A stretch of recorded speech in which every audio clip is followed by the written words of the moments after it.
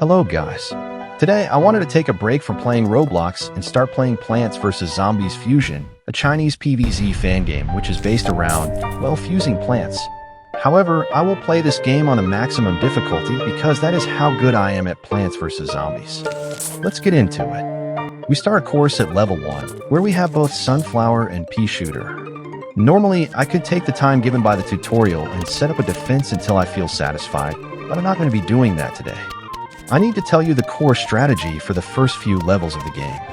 At the start of a level, we need to set up sun production. There are two ways to get sun from fusions, that being the twin Sunflower and Sun Shooter. Early game will be a nightmare for these levels, so I chose Sun Shooter. Sun Shooter, fused with Sunflower and Pea Shooter, does damage and generates sun, as well as dropping some sun every third hit. I did the math and I found out that if it constantly fires, it makes sun more than twin Sunflower, which generates twice as much from Sunflower.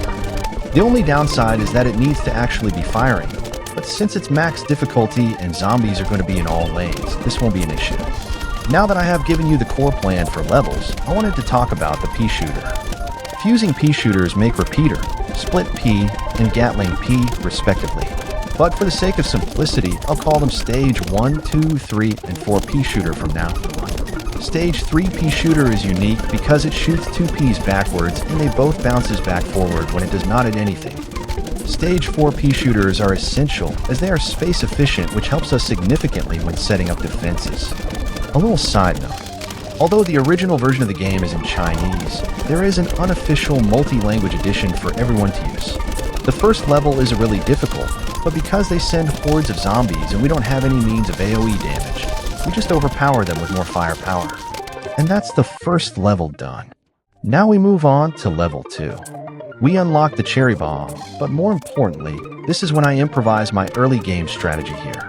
Conehead zombies are introduced, and they are not a joke. They are really tanky, and it can appear on the first wave. The way to deal with it is by getting 3 Sun Shooters on that lane. Yes, 3. That's how strong it is. And I also decided to expand the sun production from 2 columns to 3. Now we can discuss about the Cherry Bomb. We can fuse it with any stage Pea Shooter to Cherry Shooters, dealing twice as much damage. Its initial explosion on fuse is actually really useful for the early game as it can deal group damage while still upgrading Pea Shooters. You can still fuse Pea Shooters on them to evolve. However, there is a trade among the upgraded Pea Shooters. If an upgraded stage 2 or 3 Pea Shooter is made, after 15 seconds, you can freely click on and evolve it to the next stage. This is really convenient because now I can save extra sun for other stuff, like a Sun Bomb, which generates sun for every zombie caught in the explosion. Other than that, there isn't much to talk more in this level. So let's jump to the next level. Level 3 gives us the Walnut, which is one of the most important plant for a part of our defense, acting as a wall. It is also really good in the early game as it is really cheap, but it has a long recharge. This level adds the Buckethead zombie, and you can already guess how difficult it is to deal with these guys early on. It takes 2 Cherry Bombs alone to take them down, which is pretty scary. But thanks to the high damage output stage 4 Cherry Shooters have, you can deal with them good enough. I should explain what the Walnut's fusions do though. Peanut is an effective chip damage plant, as the projectiles have infinite piercing. Sunnut gives sun passively and more as its health goes down. Cherry Nut creates 2 explosions, one upon fusing and another when it dies. Giant Walnut, fused with 2 walnuts, can basically rolls itself out of a lawn while crushing any zombie on its path. One last thing is that fusing walnuts restores their toughness to max, which is pretty strong. Not much to say more about this level, just move on to the next. Level 4 grants us not a plant, but a tool being a glove. It has a cooldown, but its ability is important. It can move a plant to anywhere on the lawn, and you can use it to fuse plants together. The level replaces Buckethead zombies with pole vaulting zombies, jumping over a plant once with good health. But we can bait out its jump by putting a plant in front of them. I feel like this level has the least thing to say about it, other than being the first adventure level to have 2 flags. I kid you not, I have sped up this level by a ton, and it is still not enough, so this is just a filler, I guess. After this level, let's move on to a different type of level that gives us an important fusion. This is a fusion challenge type of level.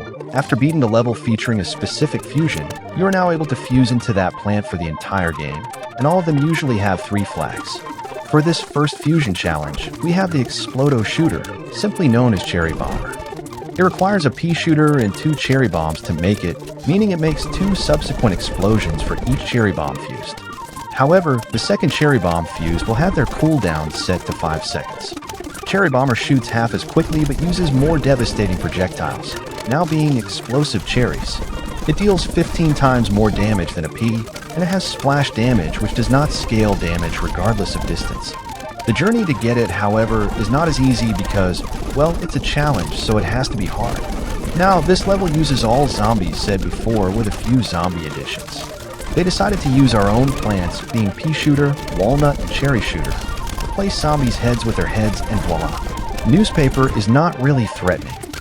Even though they get angry after their newspaper is shredded, the splash from cherry bombers makes their rage quite pointless. The last zombie, and the deadliest zombie of them all, Cherry Shooter Newspaper Zombie. It is stronger than a newspaper zombie, and once it gets angry, it starts blasting explosive cherries in quadrupled speed compared to our cherry bombers. The only way to block the cherries are cherry nuts, which also benefits them by getting healed by cherry explosions, but that does not mean it blocks the splash. Fortunately, cherry bombers are also immune to them, so we put them at the very front, and now our defenses are now intact. And yeah, we got the Explodo Shooter on our side now. Level 5 gives us the Potato Mine. Previously, we actually had this plant during the Fusion Challenge, but I decided to talk about it now because this is their level. It is the most useful plant for the early game, with it being able to deal small group damage.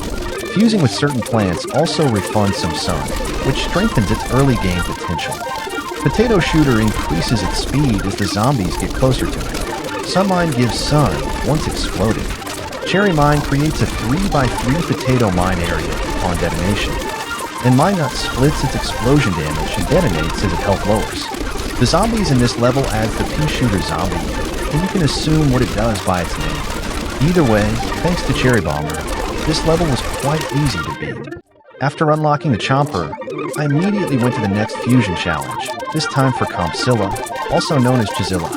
It needs a Pea Shooter, Walnut, and Chomper to make it. It bites zombies, dealing good damage, and then spits out a part of the zombie out of its mouth. Every time it bites, it heals itself by a considerable amount, and it has the ability to instantly kill a zombie once in a while, giving them 4 times its maximum health. It is good for mid-game and taking out single zombies.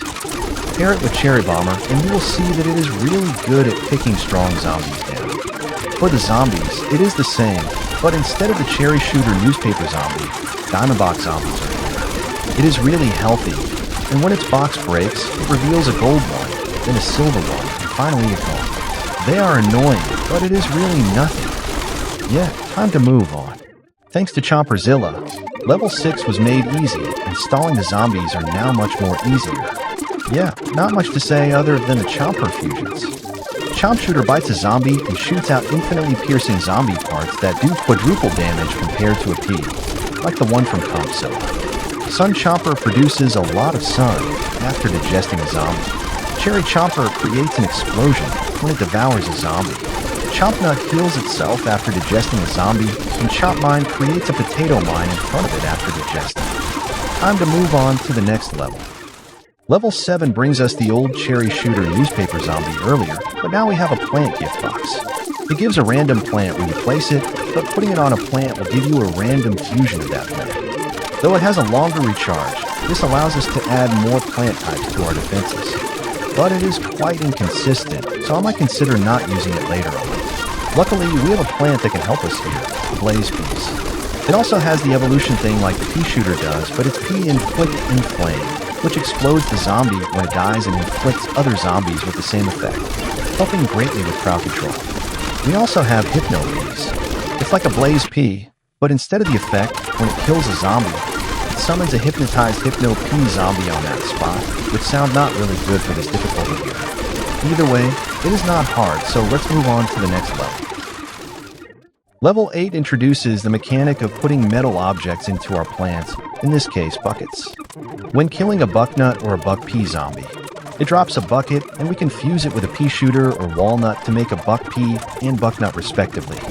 Both of them have high health and absorb half the explosive cherry's damage, and you can feed it buckets to heal it.